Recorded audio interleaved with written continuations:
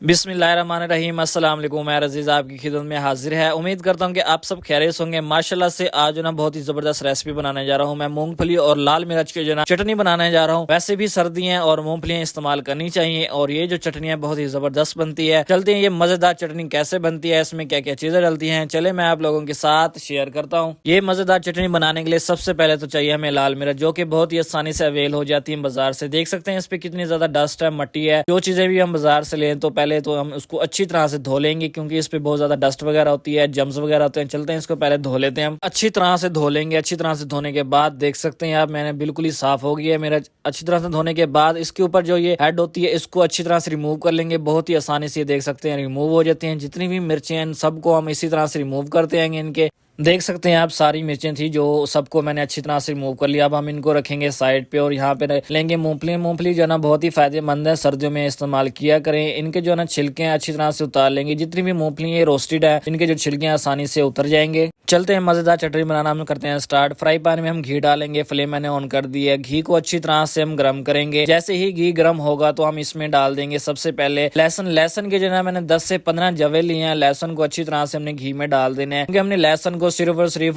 भूनना है। इसका जो कलर है हमने चेंज बिल्कुल नहीं करना। जैसे सॉफ्ट हो जाते हैं, नरम मुलायम हो जाते हैं, वैसे ही हमने लहसुन के जवों को अच्छी तरह से घी में भून लेंगे। बिल्कुल ही फ्लेम लो है, फ्लेम हम हाई बिल्कुल नहीं करनेंगे, वरना जो लहसुन के जवे हैं बिल्कुल ही जल जाएंगे। उनका जो टेस्ट है बिल्कुल खराब हो जाएगा। जैसे ही लहसुन का जो कलर है थोड़ा सा चेंज हो, क्रीमी कलर हो और जो है बिल्कुल ही सॉफ्ट हो जाएंगे इस तरह से, तो हमने इसमें जो है ना लाल मिर्च ऐड कर देनी है। लाल मिर्च को जो है ना मैंने बिल्कुल ही साफ सुथरा धो के रख दिया था। अब हम इसमें ऐड करेंगे और अच्छी तरह से लाल मिर्चों को भून लेंगे। जो इनका फ्लेवर है माशाल्लाह से बहुत ही अच्छा आएगा और खुशबू जो है ना वो भी बहुत ही अच्छी आती है। लाल मिर्ची हमने जलानी बिल्कुल नहीं है, सिर्फ और सिर्फ इनको हम इसमें रोस्ट करेंगे, भूनेंगे अच्छी तरह से लो फ्लेम पे। फ्लेम भी हम हाई बिल्कुल नहीं करेंगे। माशाल्लाह से बहुत ही अच्छी रेसिपी बनती है, आप लोग जरूर ट्राई कीजिएगा, इंशाल्लाह अच्छी बनेगी। माशाल्लाह से देख सकते हैं लाल मिर्चें जहाँ बिल्कुल ही जबरदस्त भून ली हैं। जैसे ही थोड़ी सी भून लें तो हम इसमें थोड़ी फ्लेवरिंग के लिए मसाला वगैरह डालेंगे। सबसे पहले जो ना मैं इस पे 1 टेबल स्पून नमक डालूंगा, जिसका जो टेस्ट है अच्छा आ जाता है। अपने हिसाब से आप डाल सकते हैं। और नंबर 2 पे मैं इसमें इस्तेमाल करूंगा 1 टेबल स्पून जीरा साबुत। साबुत ही जीरा इस्तेमाल करें, पाउडर वगैरह हम नहीं करेंगे। तीसरे नंबर पे हम डालेंगे हल्दी। सर्दी है वैसे भी हल्दी के फायदे बहुत ज्यादा है, यही इस्तेमाल करेंगे। ना ही हमने लाल मिर्च इस्तेमाल करनी है ना ही कुछ। थोड़े से मसाले जो है ना हमने घी में इसको अच्छी तरह से भून लेना है, जिसका जो टेस्ट है अच्छा आ जाता है माशाल्लाह से। अच्छी तरह से भूनने के बाद जो है ना हमने फ्लेम बंद कर देना है। फ्लेम को बिल्कुल ही ऑफ कर देना है। फ्लेम जैसे ही ऑफ हो तो हमने इसमें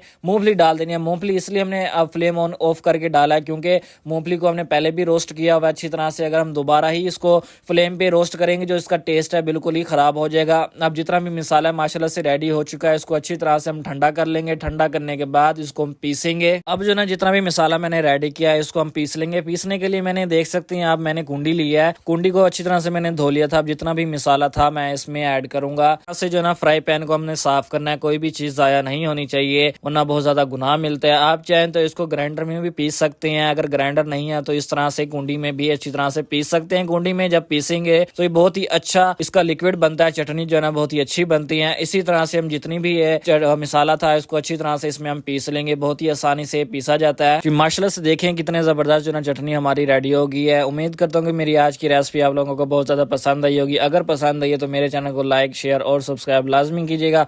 कल मिलते हैं न्यू वीडियो के साथ, तब तक के लिए मुझे इजाजत दे। अल्लाह हाफिज।